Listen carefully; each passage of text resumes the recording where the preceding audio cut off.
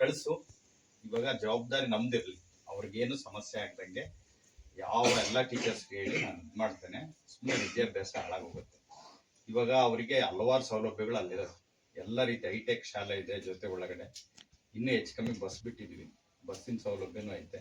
ಹೋಗಿ ಬಂದು ಅಲ್ಲೆಲ್ಲದನ್ನು ಕೂಡ ಅಧ್ಯಯನ ಮಾಡಿದರೆ ಮುಂದಿನ SLC ಆದಮೇಲೆ ಬೇರೆ ಬೇರೆ ಪೋಸ್ಟ್ಗಳಿದ್ದಾವೆ, ಅವನ ಜೀವನ ರೂಪಿಸ್ಕೊಳ್ಳೋಕೆ ಅನುಕೂಲ ಆಗುತ್ತೆ. ಹಾಗಾಗಿ ನೀವು ನಿರಂತರವಾಗಿ ಕಳಿಸ್ಬೇಕು.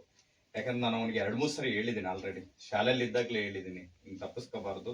ಓದೋದ್ರಿಂದ ಏನಾಗುತ್ತೆ, ಓದದೇ ಇರೋದ್ರಿಂದ ಏನಾಗುತ್ತೆ. ಇವಾಗ ನಿಮ್ಮನೆ ಪರಿಸ್ಥಿತಿಗಳು ಒಂದು ಸ್ವಲ್ಪ ಬದಲಾಗಬೇಕು ಅಂದರೆ ಓದೋದ್ರಿಂದ ಅನುಕೂಲ ಆಗುತ್ತೆ. ಇಲ್ಲ ಅಂದರೆ ಮತ್ತೆ ಬರೀ ಅದಕ್ಕೆ ಹೋಗು ಇದಕ್ಕೆ ಹೋಗು, ಜೀವಮಾನ ಹಾಳಾಗೋಗುತ್ತೆ. ದಯಮಾಡಿ ಕಳಿಸಿ.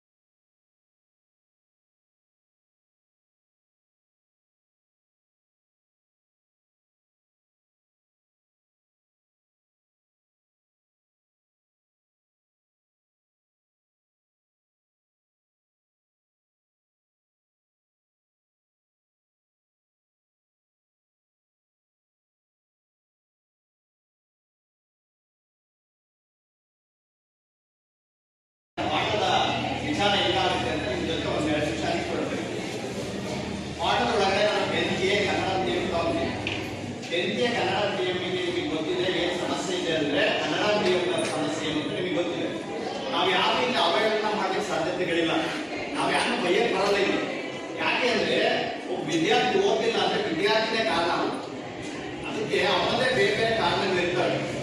ನಾವು ವಿದ್ಯಾರ್ಥಿನೇ ಪ್ರಮುಖವಾಗಿ ಕಾರಣ ಮಾಡಬೇಕು. ಅಥವಾ ವಿದ್ಯಾರ್ಥಿ ಓದಿಲ್ಲ ಅಂದರೆ ಪೋಷಕರನ್ನೇ ನಾವು ಬೈಯಕ್ಕೆ ಬರಲ್ಲ, ಪೋಷಕರು ಕೂಡ ಕಾರಣಕರ್ತರಾಗಿರಲ್ಲ. ಇದೊಂದು 3 ರೀತಿಯ ಸರ್ಕಲ್ ಇದೆ ಒಳಗಡೆ. ಒಂದು ನಿಮಗೆ ಎಲ್ಲರಿಗೂ ಸೇರಿಸಬೇಕು ನೋಡಿ, ಟೀಚರ್ಸ್ ಇದ್ದೀವಿ, ಪೋಷಕರಿದ್ದೀವಿ, ವಿದ್ಯಾರ್ಥಿಗಳಿದ್ದಾರೆ.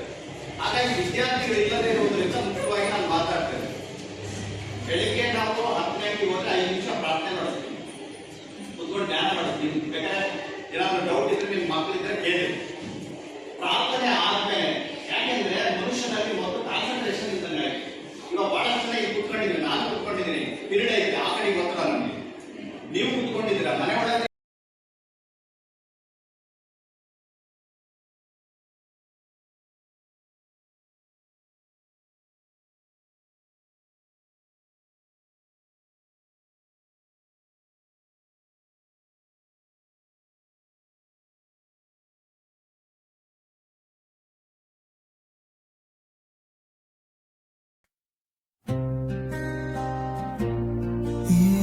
ಸಲ ಕಪ್ ನಮ್ದು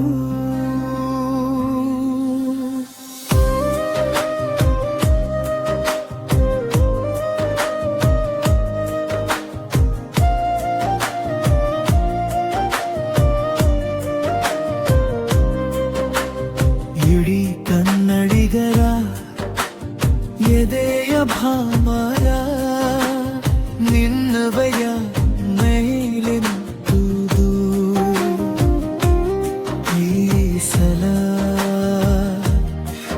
ನಮ್ದು ಅಂದ ಮೇಲೆ ಕಣ್ಣಿಂದ ಬಿತ್ತು. ಸೋಲು ಗೆಲುವು ಸಾಮಾನ್ಯ, 18ರ ವನವಾಸದಲ್ಲಿ ನೀ ಜೊತೆಗಿದ್ದೆ ನೋಡು, ಹಾಗಾಗಿ ನೀ ಅಸಾಮಾನ್ಯ.